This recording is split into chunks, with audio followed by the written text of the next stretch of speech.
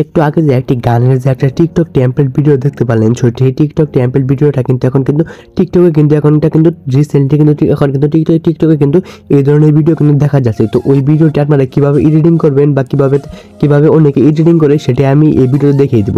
তো আমি একটা অ্যাপসের ভিতরে চলে আসলাম। অ্যাপসের ভিতরে চলে আসার পরে এখানে অনেকগুলো টেমপ্লেট দেখতে পাচ্ছেন।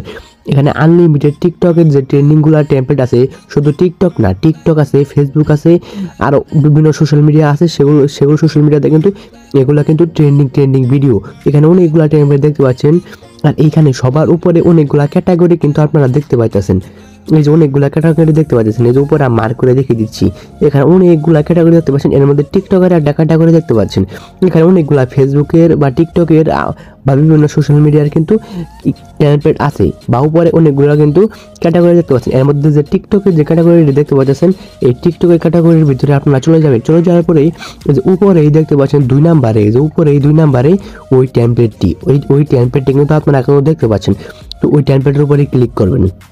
ক্লিক করার পরে এখানে দেখতে পাচ্ছেন এখানে রিপ্লেস ফটো, এই যে উপরে একটা প্লাস আইকন দেখতে পাচ্ছেন। রিপ্লেস ফটোর একটা প্লাস আইকন কিন্তু এখানে দেখতে পাচ্ছেন। তো এই প্লাস আইকনে ক্লিক করে দেবেন। প্লাস আইকনে ক্লিক করে আপনার গ্যালারি থেকে 4টা ফটো দেবেন। 4টি ফটো দেওয়ার পরে নিচে দেখতে পাচ্ছেন ওকে বাটন, ওই ওকে বাটনের উপরে ক্লিক করে দেবেন।